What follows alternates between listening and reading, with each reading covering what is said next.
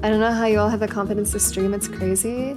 The reason why streaming isn't really too anxiety-inducing for me is because I did come from a creative field of modeling, being around so many different people, talking to different people, having absurd interactions, being in front of a camera, whatever. So streaming is basically like that, except I'm holding the conversation, you know? Which is a little bit more difficult. It's challenging for me because I'm a very anxious person, as is. I modeled for about professionally for about 2 to 3 years. I modeled in America, in New York City, and I modeled in Tokyo. I was never expecting to ever in my life go to Japan. I've never even left the fucking country before, okay? When I was modeling in New York, my agency had somebody come in from Japan, and they were like, oh, hey, let's check out all the girls. You know, they picked out a few girls they wanted to look at, talk at. It's so jarring. They're just looking at you. They're seeing everything about you. And I was like, they're not gonna pick me. I have tattoos. I have dark hair.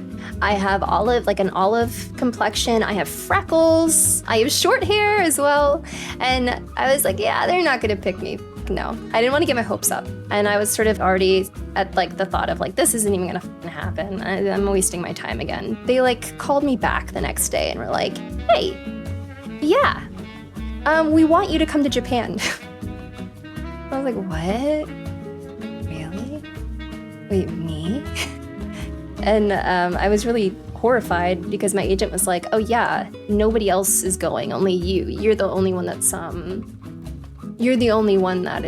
that's chosen to go, so you're gonna go by yourself. And I was like, well, that's horrifying.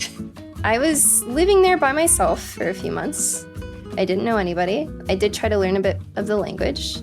I got there and I was like, I'm not gonna work. Maybe they believe that I'm gonna work, but I'm not gonna work. They love a very particular kind of style. They like really kawaii looks. They like that kind of stuff. And the thing is, I'm here off my own dime. And I think that was the scariest part, is that you're there not guaranteed that you will make money. So you're spending your own money to fly there, to stay there, just to be there, to have the opportunity. But there's no guarantee that I was gonna make any money. And that was fucking horrific. They did have something in the contract that was if you get 5 jobs, 4 or 5 jobs within 14 days of being here, we give you $15,000 minimum. You get to stay. We'll recommend that you stay because that means it's a good sign that you're going to be getting work, and then you're going to be making decent money, and then that would pay off for itself. And there was still no guarantee after that I would even continue making money. When I got there, I worked pretty much immediately. I was working nonstop. I was very glad, but I was really tired. But I was working and I was really surprised. I was like, why am I working?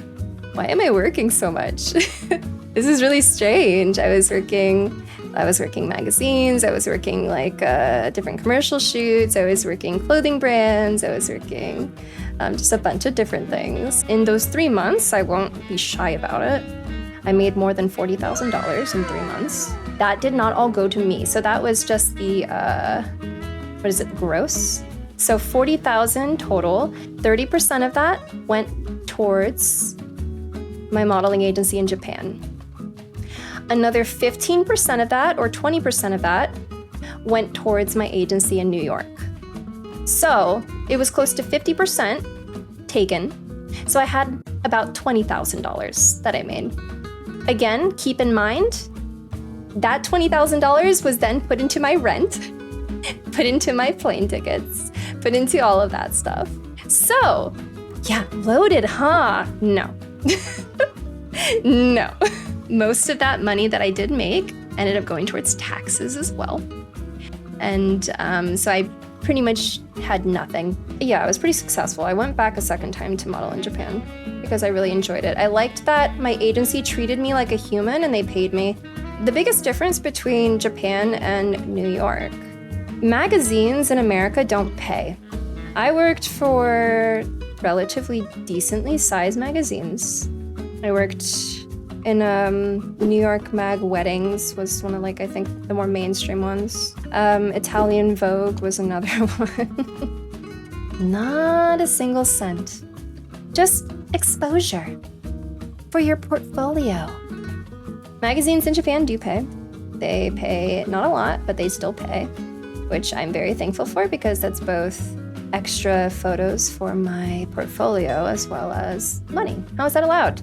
It just is. There's no laws protecting models in America. It's not like actors guilds. We don't have anything like that. You're just an independent contractor and you have no protections. Jobs in Japan didn't pay nearly as well as jobs here. Jobs in New York City, they pay a lot more, they pay a lot better. But New York City is a lot tougher. I had a job. I worked for a big retail store. A one-day shoot paid $7,000. It was so fun. I enjoyed it, and I was getting paid fucking bank. But I wasn't very happy about it because the agency I was with, in New York, never paid me a cent. So even though I had jobs that paid really well, I didn't see that money. I took them to court. I sued their asses. Did I win? I did win. I compiled all of my proof. I reached out to a bunch of people. I got people to BCC me in emails while they were talking to my agents to basically admit that they did get my money and they weren't paying me.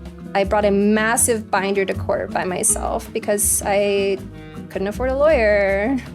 And you know what they did? They didn't show up. I'm living for the modeling stories. I'm glad I can actually talk about it. I haven't talked too much about it. I've mentioned it before. I've never actually dived into it.